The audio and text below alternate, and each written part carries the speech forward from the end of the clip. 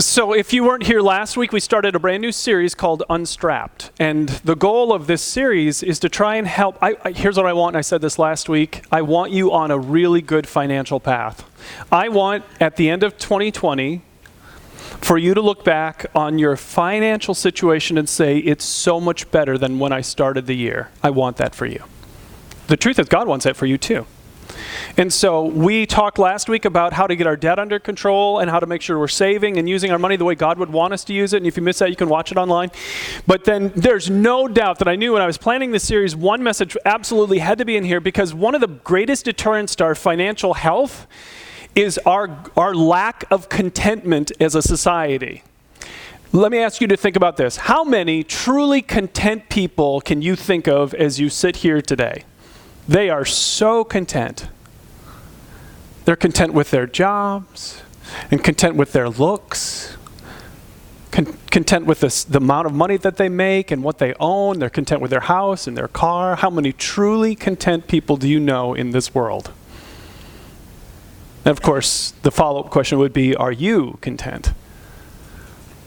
So before we go any further, we need to talk about what contentment means. I found this online. There's a couple of reasons I like this definition. This author said, contentment is not just a peaceful, easy feeling or a way to rationalize laziness, okay? Content people aren't lazy people, okay? I can be incredibly content and continue to pursue my degree. So just because I'm doing that doesn't mean I'm not content, not at all. It's a deep and easy breathing wisdom that knows what can and cannot be changed. That's really important. What can and cannot be changed, and more important, knows when to do something and when to wait. Content people know the difference. They know when it's time to move forward and when it's time to stay put. They know what can be changed and what can't be changed. They're not trying to change what can't be changed. The contented person enjoys things. I loved that sentence. They enjoy things rather than trying to possess them or straighten everything out. That's what a contented person is. So again, how many truly contented people do you know? They just enjoy what they have. It's not always about more. The reality is there aren't a lot of contented people in America today. The interesting thing is, did you know that since 1950, Americans have used more resources than every person who ever lived on the planet before us? Since 1950. You want to see how out of control we are? Look at this. Last year, Americans alone, who make up only 5% of the world's population, used nearly 1/3 of all the resources that were used last year. So we're only 5%, but we used 1/3 of all the resources that were used last year. It's like we have to have more, and we have to have bigger, better, more. It's always about bigger, better, more. The average American household, according to an article in the Los Angeles Times, has 300,000 items in it. 300,000. You don't believe me? Move. Right? Move. And you will sit there, because I've moved twice in the last 3 years, and I threw away so much stuff. I brought so many vehicles full of garbage to Goodwill. And then as I was thinking about this message, I was really convicted. I still have boxes I haven't even opened yet. Like, why do I keep them? What's in there? I obviously don't care. 300,000 items. Now that's really significant. Matter of fact, I put this picture up because do you know how many Americans can't even pull into their garage? Because they have so much stuff in their garage that they can't put a car in their garage. That's why I put that one up there. 300,000 items. So it's coined this term in America called affluenza. It's the unhappy condition of overload, debt, anxiety, and waste that results from the continual pursuit of more. So many Americans have a terrible case of affluenza. Look at the 4 words here. Overload. How many people do you know who feel like their lives are overloaded? I don't have enough hours in the day. I don't have enough time in the week. I'm overloaded. How many people feel that way? Oh my goodness, almost everybody, right? Debt. We talked all about that last week. Go watch it. We are just drowning in a sea of debt. Anxiety. The anxiety statistics in our nation are crazy right now. People are so anxious, overwhelmed with anxiety. We just don't attribute it to this subject. I'll show you why in a moment. We should. And then waste, which is so sad. I'm going to show you some things later in the message. This is what's happening to us. It has so many consequences because of our endless pursuit of more. We're not content. I'm not content with my house. I'm not content with my car. I'm not content with the way things look. I want more, more, more, more, more. And it causes all of these terrible consequences. Do you know that we now have twice as much stuff as people did in 1958? Twice as much stuff. This is amazing to me. The average garage in America in a new home is almost 900 square feet. That's almost the size of the average house in the 1950s. Does that amaze you? And they raised bigger families in that small house than we ever do today, and they were happy. They were content. Doesn't this slide alone just blow you away? We are not content. Where does it end? Bigger, better, more. Bigger, better, more. Bigger, better, more. We got to have more, more, more, more. And we are anxious, and we are worried, and we are overloaded, and we are overstressed, and we are overdebted because it's never enough. UCLA did a study in which they showed that that there's a direct correlation between the stress hormone cortisol in your brain and the amount of items you possess. Now, put that on an ad and market to America. Hey, the more you own, the more you'll be stressed. We don't ever hear that. There's a direct relationship to the amount of stuff you own and the amount of stress you have in your life. Well, you think about it. Because the more you own, the more you got to take care of it. And you got to pack it, and you got to move it, and you got to box it, and you got to store it, and you got to repair it, and you got to keep up with it. And then on and on and on. It just creates so much more that we don't think about.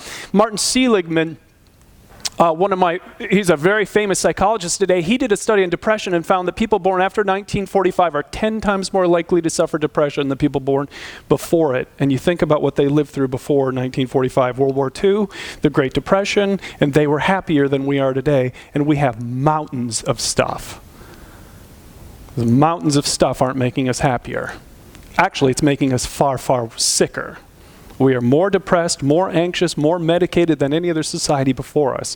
It's like one author said, to pay for all their junk, people now work so hard, they're ruining their marriages, their families, and their health. No wonder so many people today feel spiritually empty. Let me ask you, is that a descriptor of how you feel today? Is there any part of you that feels a little bit spiritually empty?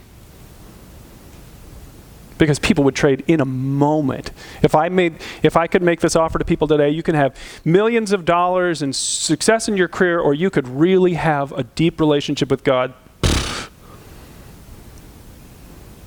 Give me the cash, give me the success, and we think this is what's going to make us happy. We have drank the Kool-Aid, and it is killing us. We think things and possession are where life is all about. Go to a funeral and see if you think that afterwards. It's not what it's about. It just doesn't matter like we think it does. Jesus has been saying this over and over again for 2,000 years. If you read your Bible, Jesus said, beware. That's a warning. Guard against every kind of greed. Life is not measured by how much you own. Boy, talk about the total opposite of the way we live. Are you being careful? Are you watching out for any form of greed that slips into your life? It's so subtle. It's so easy. That's why we need to do this message regularly. I should be doing it more, right? So we're in this series that we called Unstrapped, and like I said, I want everybody on the right path financially. I want you on a better path financially. I want 2020 to end and you to be so much happier for the choices you made here at the beginning of the year. That's what I want for you. And the Bible has a lot to say about how to get on a financial path that's going to make you allow you to have a better life. And so we're doing that today, and we're going to continue that by talking about how do I move toward contentment? Because not contentment is destroying us. So how do I move toward it? So I want to ask you to open up your program, and inside you will find these notes. Would you grab your notes, grab a pen, something to write with? And welcome to those of you who are watching on our website at pennielchurch.life. So glad you're there. If you notice on the website now, the notes are right there. Also, there are MP3s, so if you want to download and listen to the audio anytime you want to, it's always there. And then also to those of you who are watching on our YouTube channel. So let's get started right away. First thing, you want to move toward contentment, you have to learn to keep things in the right place. You have to keep the right perspective on things. And this is so hard. This is so hard. Keep the right perspective on all the things that are being marketed and sold to you every day. Do you know how many marketing messages we see every day? Do you know this number? 5,000 ads per day. YouTube has so many ads, and Facebook has ads, and everywhere you go online has ads, and then you drive down the road and you see ads, and you turn on TV and you see ads. We are bombarded. You pick up a magazine and you see ads. 5,000 ads per day. John Ortberg, one of my favorite pastors, was teaching about this, and he said, all day long we're bombarded with messages that seek to persuade us of two things. First, that we are or ought to be discontented with what we have, and contentment is only one step away. Just put click and buy this and you will be content. And we are sold this message every day, and all of the marketing messages are designed to do one thing. They want to create desire. It's all about desire. If I can get you to desire my product, then you'll go after my product. So that's what they're after. You're content driving that car? Oh, you should drive look at this car. It's like all of a sudden it's like, oh, I'm not content with what I have. I want that. I want that. And so I'm going to go after that. And they're all about desire. And so we're doing this at such an amazing rate. I showed you the statistic last week. Look at this. The red line represents personal household savings. In 1982, the average American was saving almost 12% of their take-home pay. Saving it. And we had hardly any household debt in 1982, but then as we were marketed, they just poured on the marketing over and over and over again. Look what happened. The red line again is our personal savings. We hardly save anything. And the blue line is our personal household debt. We buy whatever we want now. We're not waiting for it. Because you've got to have it. Because if you have it, you'll be content. And this is the driving ambition. And like that slide said earlier, there's so many consequences to this. Stress, anxiety, overload, and waste. We don't talk enough about waste as Christians, but we should, because God has commanded us to care for the planet that we live on. And we don't talk enough about this. Do you know how much waste we generate just in America? Do you know how much waste, how much we throw away? Our total waste per year, if you filled a convoy of garbage trucks, would wrap entirely around the planet Earth every year, 6 times. Take one garbage truck, fill it up, and then fill up enough garbage trucks and line them up to wrap around the planet Earth 6 times. And that's how much waste Americans generate annually. Annually. Anyone else a little disturbed by that? Oh, but we got to have it. We got to have more. We got to have more because we have to just keep getting stuff, right? Because stuff is going to make us happy. And where does it end up? Right in the dump. Do you know how many cars we throw away every year? 7 million cars a year. 7 million cars end up in the scrapyard. That thing at one point, this is someone's desire, right? They bought the ad. They were like, oh my goodness, I got to have that. One of these cars, it said this is like a place where they put high-end cars. I couldn't see it. I can't tell, right? Can't really tell anymore. But this was a high-end, one of these, there's Ferraris in here. I can't tell them anymore. But somebody really wanted that Ferrari, and they had to have that Ferrari, and they got that brand new Ferrari, and so excited, and there it is. It's in the dump. 7 million cars a year. 6 times around the planet with trash. Do you know how much clothing we throw away every year? The average American throws away 65 pounds of clothing per year. Now, some of you are sitting there going like me, I'm like, I need to throw away more. I have too much now as it is. So we got to have more, we got to have more, we got to have more, and we just keep getting more and more and more. It doesn't make us happy, and it ends up in the dump. We just keep throwing it away. Isn't that crazy? Let's buy it, let's sacrifice to get it, let's go into debt to get it, let's drive ourselves crazy to get it, and let's throw it away. Because it's not what the ads say. It's not something you should ever let yourself desire. It's not going to make you content. And we are struggling to get that. Paul, who wrote so much in the New Testament, who said, I have learned the secret of being content. Paul knew how to be content whether he was well-fed or hungry, he said. Whether he was free or in prison, he knew how to be content. So he shares some of his secrets in the Bible. And one of them he says is this: I consider everything a loss compared to the surpassing greatness of knowing Christ Jesus my Lord, for whose sake I've lost all things. He said, I consider them rubbish. Now, if you have your pen, Would you circle the word rubbish? Because that's the word. I love how he says it. He says, so obviously in the world like this, where there's so many things you could go after, it's like Jesus or everything else. He's like, the only way I keep Jesus here is as I keep all this other stuff in perspective. It's just rubbish. That's all it is. It's just rubbish. Some people today desire a brand new Tesla. They have set their desire on this. They're going to get this. If that's you, by the way, I'm sorry. Didn't know. So it's like, I've got to have this new car. I've got to have this new car. And where's it going to be? It's just rubbish. Unless it's one of the rare things that becomes a collectible, most all of these things will be in that scrapyard I showed you earlier, right? It's just rubbish. Boy, but rubbish is going to make me happy. If only I could have rubbish, then rubbish would make me happy. Isn't it stupid to say? This is a brand new kitchen you can buy at Home Depot. Is there anything on there that in the future will not be in a dump someday? Is any of that stuff eternal? It's like, it's going to last forever. And it's going to look that good forever, right? It's rubbish. It's in pre-rubbish form.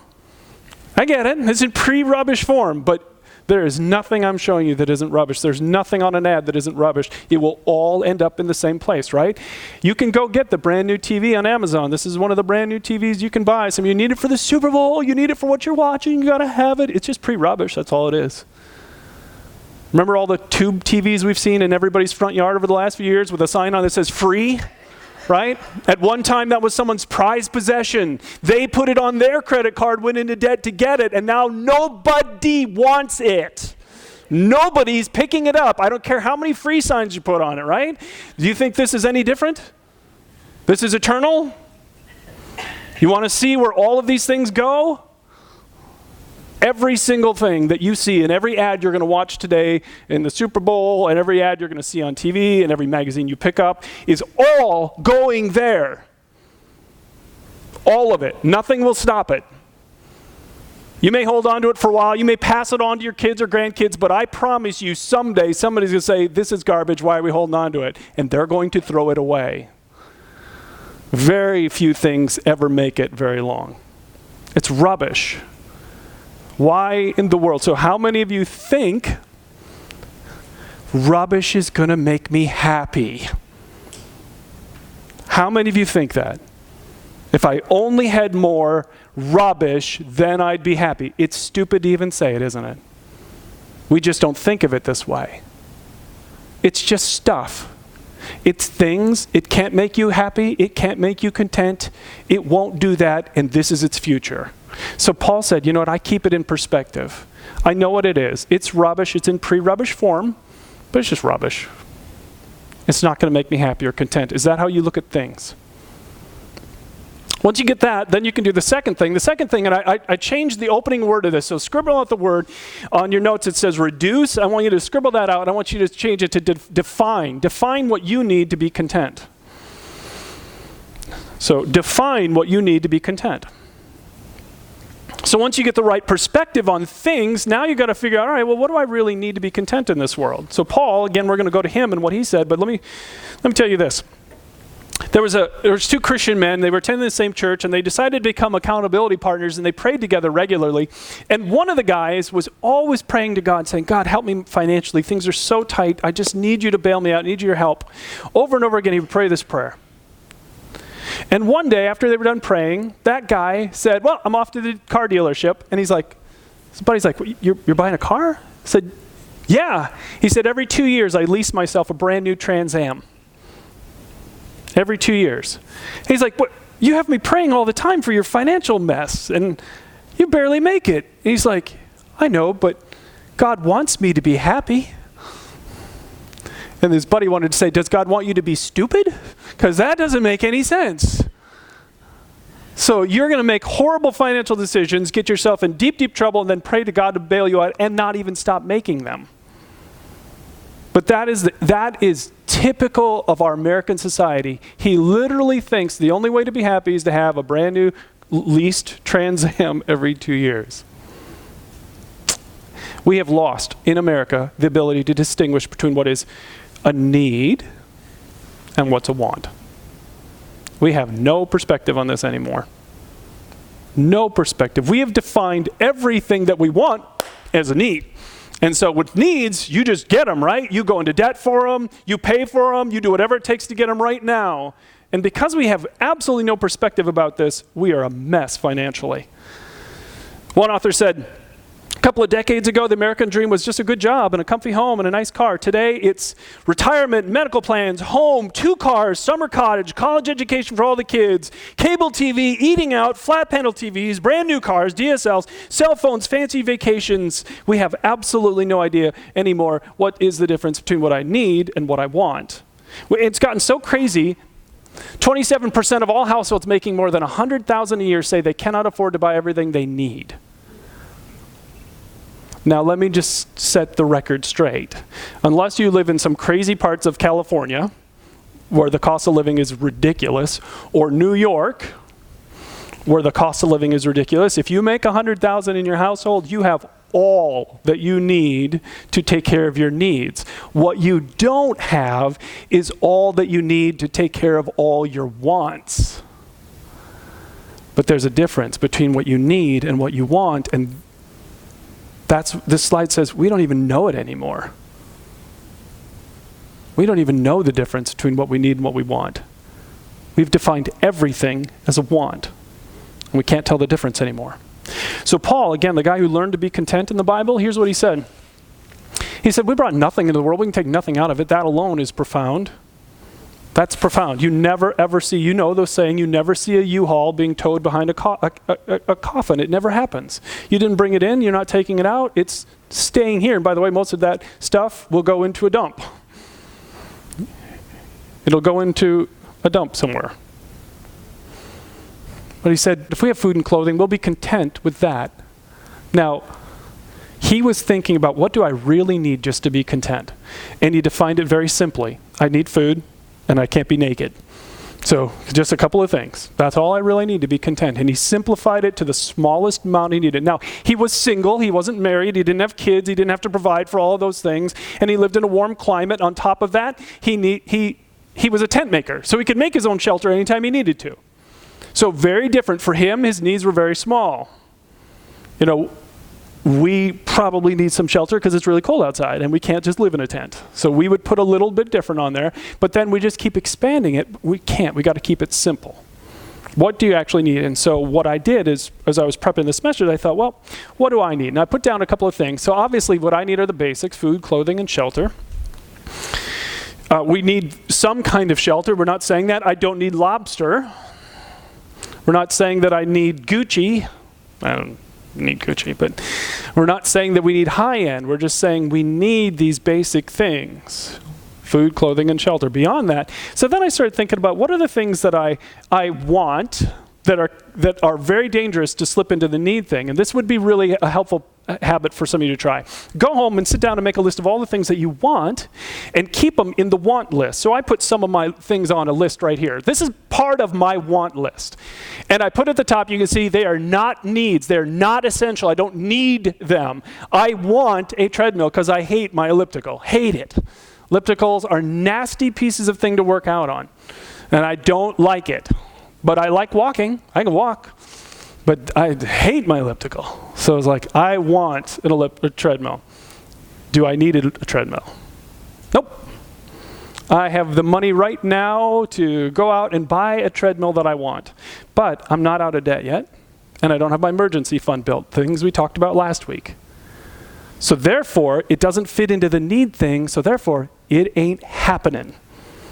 It's not going to happen. I'm not going to compromise for a want. You see how that works? Once you've defined it, it's just a want. I want shelving in my bedroom. I want a new kitchen. I'll show you later why I want that. I want a car. My car is 2003 with 216,000 miles on it. It's got rust and a ding in the door. And it's like, but it's just a want because it runs really good. And it gets me safely from point A to B. So do I need a car? Nope. So you know what? I drive that thing. And I'm not going to compromise because I don't need it. And I know that because it's on my want list. I want a couch. The far right part of my couch, the springs are kind of broke, so you sink really low. And it's like, but do I need a new couch? No, it's not hurting me. I take plenty of good naps on that couch. I don't need I don't need a different couch. What, we're going to do trampoline on it? I mean, it still holds me up. I haven't fallen through to the floor. Then I might need something. But I don't need it. I want a desk for my home office. Do I need a desk for my... Nope. Been doing just fine for the last 3.5 years without it.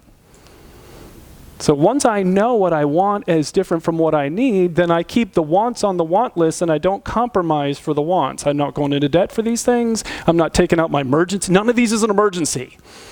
So an emergency needs a treadmill. Not an emergency. I'm not compromising for wants. I'll wait. I'll get through the financial priorities, pay off my debt, build my emergency fund, and then I'll save for what I want. I'll keep it in perspective. How clear are your wants and needs to you? How clear are they? Some of you have things on your need list, I gotta have this, that aren't needs, they're wants. And you're gonna make compromises that are gonna hurt you financially because you don't remember the difference. So this is really important, but this, what I'm gonna show you now, is the most important thing I'm gonna say today. There have been times in the last few years where I have been filled with what I would describe as supernatural contentment. That's the only way I can describe it to you. If you don't know what I'm talking about, I'm sorry, I can't emotionally describe what it's like to be in the middle of circumstances that are not good and very painful, and to be so full of peace from God that it's unlike anything else the world has to offer. And that only comes from one thing. Contentment and peace and joy comes only from Him, period. It's not coming from anything you buy. That guy with a new Trans Am every 2 years, you think he's filled with supernatural peace or joy or contentment? No shot. You know why? Because he keeps getting a new one every 2 years. He's what I need. To be content in this world, I need the basics and I need Him. And I keep that crystal clear in my mind. The writer of Hebrews says, keep your lives free from the love of money. And then he says, be content with what you have. And he said, here's the reason you should be content. Because God has said, never will I leave you, never will I forsake you. And so if you get this, and understand this, if I have God and I'm aware of God and present with God and He's filling me with what I need, then I can be content no matter what my circumstances are. No matter what's going on in your life today, you can have contentment and peace and joy. It doesn't mean you're not sad, doesn't mean you're not grieving, doesn't mean you don't have other issues, not saying that. But with God, you can be content anywhere in any circumstance. And I learned this years ago when I was reading this story. If you know your World War II history, then you will understand the implications of this story. There was a missionary family in China right before the outbreak of World War II. If you know what happened, the Japanese invaded China. And this missionary family, one of the things they did is they immediately arrested and imprisoned missionaries. They didn't want Westerners out there, and so this family ended up in a concentration camp run by the Japanese. And that was a brutal, awful place to be. So the missionaries in the concentration camp would get together every day and they would pray to God for freedom and pray to God for freedom and pray to God for freedom. And this 15-year-old girl, the daughter of one of these missionaries, started to get a little bit uncomfortable with the prayer. And she said this, she said, freedom was becoming the ultimate goal in life. And God seemed to become less and less important except for His answer to our prayers for freedom. So in other words, this is what it's about, God. God, it's about freedom. Get us out of this concentration camp, and you are a means to an end. And anytime this works, and this happens all the time, it's happened in my life so many times. If it happens in your life, your spirituality, your Christianity will feel like emptiness. Anytime this happens, and this is going to explain why some of you, prayer means nothing, you don't have any supernatural experiences with God, is because this happens so subtly. It's like God is a means to an end. God, I'm praying for my career, I'm praying for my success, I'm praying for that person, I'm praying for a baby, I'm praying for that home, I'm praying for this, and you are about giving this to me, and anytime He becomes the means to an end, you lose God, you miss God. It never works that way. So for them, it was freedom, freedom, freedom, and God, you are here to give us freedom. And she's like, as a 15-year-old, she was insightful enough to see the problem with this. And so she stopped praying with us Christians. She went away and she prayed a prayer that I have written in my prayer journal because I pray it constantly to this day to keep myself focused on the right thing. She said this, Lord, I'm willing to stay in this prison for the rest of my life if only I can know you. And that's when Christianity works. That's when Christianity works. That's when you get God. Is when you say to him, God, you are not here to give me what I want. This is about you. You are the only real treasure of this world. Nothing else is a treasure. You alone are the treasure of this world.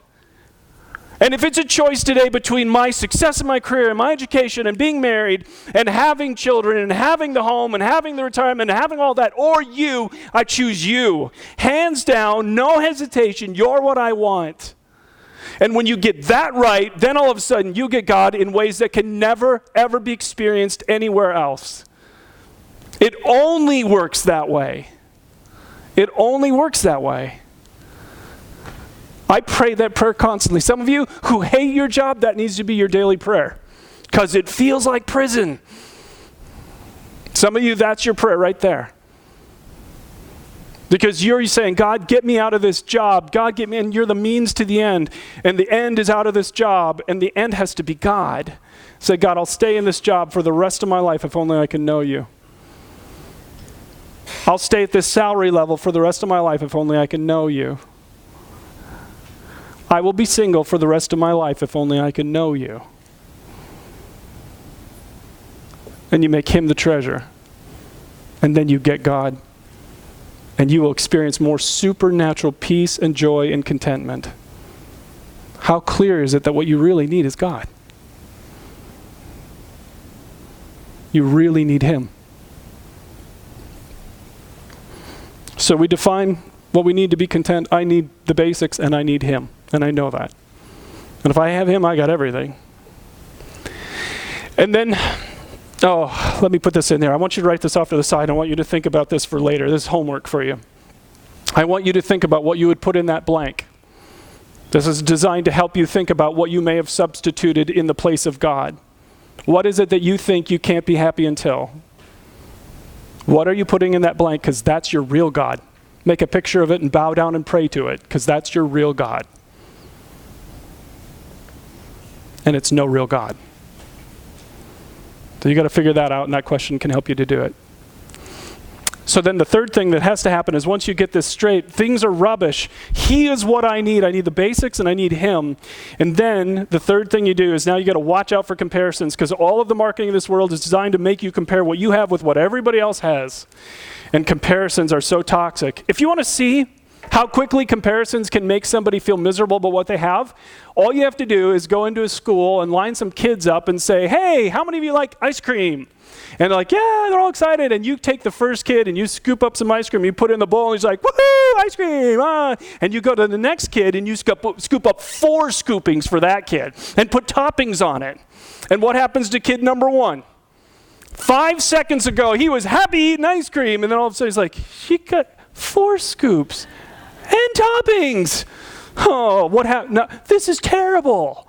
Right? Comparisons make us absolutely miserable. They make us discontent with what we have. And believe me, they are experts in every commercial they make at making you look at what they want you to look at, so that you're constantly comparing your kitchen to their kitchen, and your car to their car, and your trips to their trips. And one of the complicating factors that everyone is writing about, go on Psychology Today online and just type in comparisons and you will read all about this, is the impact of social media on comparisons.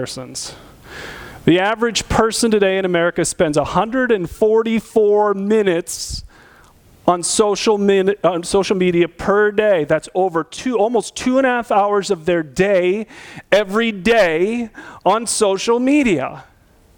It used to be that if one of my coworkers went on a trip to Ireland, I'd hear them talk about it before they go, and then they'd come back and maybe they'd show me something they got, or maybe they have some pictures and I'd see that and I'd be like, oh, that's cool. And I wouldn't know anything. I wouldn't know where they ate. I wouldn't know how they flew. I wouldn't know the hotels they stayed in. I wouldn't know what my neighbors drove. I wouldn't know what they have in their house. I wouldn't know any of this. Unless I got to know them better and maybe went with them. But other than that, I just don't know. And now all day long, every day, for 2.5 hours a day, we're looking and comparing every single thing that everyone around us has. It's like, oh my goodness, they're in Hawaii. I'm not in Hawaii. I'm in Dodgeville. I won't be in Dodgeville. They're in Hawaii right now. They're eating this. I'm not. I'm having a salad. man. It's like, man, look where they're eating. They're eating out again tonight. Look where they're going tonight. Look at that. I'm not. Dang it. I'm reheating leftovers, man. It's like, oh, look at that outfit. I don't have an outfit like that. Man, look at that. Look at how they woke up. They look like that when they wake up. No, they don't. Right? And we're comparing our looks and our clothes and our houses and our cars and our vacations. And it is nonstop and it is totally screwing with us. Completely messing us up. And this generation is really bearing the brunt of it, because my generation, we remember a time before that. We remember the time without smartphones and cell phones and all of this craziness. We remember it. And we were happy. We grew up in a world that was, I got on my bike and rode anywhere I wanted in town at any age I wanted to, and there was no comparisons. Maybe I'd see their bike and it was cooler, but then I bought a 12-speed and I was the coolest. So anyway, we just didn't have that. We didn't have all the comparisons. And they get it in their face 24 hours a day, 7 days a week for 2.5 hours a day, and we're making ourselves absolutely miserable with the comparisons. Just think about those kids with the ice cream. It's like, they got 4 scoops and toppings. I don't. And all of a sudden we're discontent, and it creates the desire. And now we want more, and now we think we're being ignored by God. He's leaving me behind because I don't have that too. It's like, oh my goodness. We are totally screwing ourselves up with this. We have no reference to, so we need the ability to handle the comparisons. Once you do these first steps, you can lose it tomorrow if you look at all these comparisons going on. So the 3 things I'd say to you is, first, accept the truth that more won't make me content. You have to accept that. If you were on that vacation, I'm sorry to say this, but if you were on that vacation, if you lived in that fancy, fancy home, if you think they're content, they are not content. Driving that car doesn't make them content. Having that vacation, those clothes, that income level, that vacation. Some of the least content people I know, the most miserable people I know, are on those trips today. They are not happy. They are not happy, and I don't want their life. And you need to tell yourself this when you're looking at it. You need to tell yourself this. It's not going to make me happy. If I had that, I wouldn't be happy. I'd have temporary fun and it'd be great, but it's not going to last. It's not going to create true contentment inside of me. Okay? Solomon said, enjoy what you have rather than desiring what you don't have. Isn't that sentence alone profound? Instead of desiring what you don't have. He said, just dreaming about nice things is as meaningless as chasing after the wind. Go chase the wind. It's a windy day. After the service is over, just go out and chase it. You're like, I almost got it, right? I almost got the wind, right? And you will look exactly like we look like as Americans, chasing the wind. I just got to get a little bit more. If I can just pile up a little bit more rubbish, just a little bit more rubbish, if I could get just some more, then I'm going to be content. It's like, and we're never content. And we're making ourselves sick, literally sick. It's like, stop. It's meaningless. The second thing is replace comparisons with gratitude. When you're looking at those pictures, if you're not going to control your social media habits, then put the right thought in your mind. It's not going to make me content. And then turn right around and replace the comparison with gratitude for what you do have. This is one of the most important sentences you can learn when it comes to contentment. Gratitude turns what we have into enough. Gratitude makes what you have currently enough. It's always the antidote to our lack of contentment with whatever we're feeling. Again, back to Solomon, he said, if God gives a man wealth and property, and we have so much property, he should be grateful and enjoy what he has. It's a gift from God. So God doesn't want you to feel guilty that you have stuff. He wants you to be grateful and just enjoy it. And gratitude turns the attention back here and allows you to enjoy what you have rather than desiring what you don't have and making yourself miserable by all these comparisons. So let me give you an example of this. 2.5 years ago, almost 3 years ago now, I bought a house in Dodgeville, and I've been remodeling it for the last 2.5 years. So all of my focus since I bought it, has been on the outside. New roof, new siding, new windows. It was built in 1906, so it needed a lot of help outside, and I wanted to lock it up outside before I did anything inside. So it has good bones, but it had ugly skin. So all of that's been really renovated over the last 2.5 years. But I'm not done. I mean, a house that old, there's a lot of projects to work on, and one of the projects is my kitchen. So I took this side shot It's got old appliances. That stove, I'm pretty sure, is older than me by far. But it works. And then the fridge and the sink, and nothing matches, and there's no doors on the cabinets. And when I walked into the house, when I bought the house, I bleached this thing from top to bottom and still didn't trust. I put that like plastic paper on the shelves because I'm like, I have no idea what was on this before me. And so I cleaned it as good as I can. But all my focus for the last 2.5 years has been outside. And so I want a new kitchen. But let me say that very clearly. I want a new kitchen. It's just a want. Just a want. And sometimes I let myself go into Menards and wander through the kitchen area. And I look at the cabinets and I'm like, oh, I like that one, like that one, and like that one. And sometimes when you're doing that, all of a sudden you can come home and look at this and go, I mean, there are a lot of Americans who would never, ever live in a house that had a kitchen like this, ever. Isn't that true? You know I'm not lying about that. There are a lot of Americans who would never, and they would be miserable and they'd be whining, and I'm incredibly grateful. Someday, I will save enough and meet my financial goals to be able to accomplish renovating this. But for now, I'm incredibly grateful. You know why? Because when I turn the stove on, it works. And when I put stuff in the fridge, it stays cold. And the cabinets are built out of solid wood, and they hold things up. Can't shut them, can't hide anything, but at least the shelves work. And the sink works. And I have everything I need. Everything I need. And I'm not going to set my desire on a want. I'll wait. How clear is that to you? How clear is that to you? Gratitude turns what you have into enough. And if you're telling me that you are discontent today, you're telling me that you're not a very grateful person. That's what you're telling me. And if you don't understand that, then look at this. Compare down. This will be the last thing I say to you. You really want to see this? Compare down. How much we have to be grateful for? Again, every marketing message, every ad is always going to try and get you to compare up, right? You're here. You shouldn't be content here. Look what you can have with just 18% financing today. You can have this. Go for it, because you need it. Create the desire, move you up, and what things that we want to do constantly is look down, because the rest of the world doesn't live like we do. Now I want to show you this. Have you ever heard of something in Hong Kong called the Kwai Chung subdivision? Ever heard of this? I'd never heard of this. Hong Kong is a very densely populated place, and 200,000 people, so almost the population of Madison, live in this one residential area. And I'm not kidding. National Geographic is how I've learned about all of this.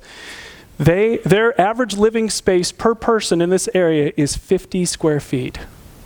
50 square feet. Now, some of you have no perspective. That's 5 by 10. That's their living space. That's their home. They call it the coffin cubicle. And you'll see why when I show you the pictures. The people who designed this made these little miniature homes. That's what they call them, 50 square foot miniature homes that combine toilets, kitchens, and beds. And everything from cooking, cleaning, and sleeping, all activities take place in these tiny spaces. And remember, 200,000 people live like this right now. That's his home. You're looking at a picture of his home. Some of you can't even imagine crawling in there, let alone living in there. That's his kitchen, laundry room, and bathroom. Yeah, some of you can't even stand to look at that picture. That's making you a little bit feel icky inside. And 200,000 people live this way right now. And you know that I could show you worse poverty than this, right? You know that billions of people would love to have this right now. But you don't. None of you want this. And when we look down, we see how much we have to be grateful for. That's a picture from the guy's ceiling. How would you like that to be your entire home? You going to complain to me again about the size of your bedroom? Going to complain to me about a broken spring in your couch? Or do you have anything to be grateful for? This guy you're looking at, I know it's a dark picture, that little opening here, that is his entire home. Now, he is lucky enough to live right by, in this one, there's public bathrooms right outside the door. So those are all public restrooms, public everything. It is disgusting, not cleaned as you can imagine. But you're looking at his entire home in that is bigger than most of our closets. Do you have anything to be grateful for? Do you have anything to be grateful for today?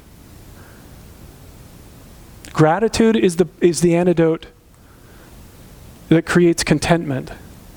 And when you look not up at what the ads want you to look at, but down at the way the rest of the world lives, do you have anything to be grateful for? We are incredibly blessed by God. We have so much to be grateful for. By looking down, we see that.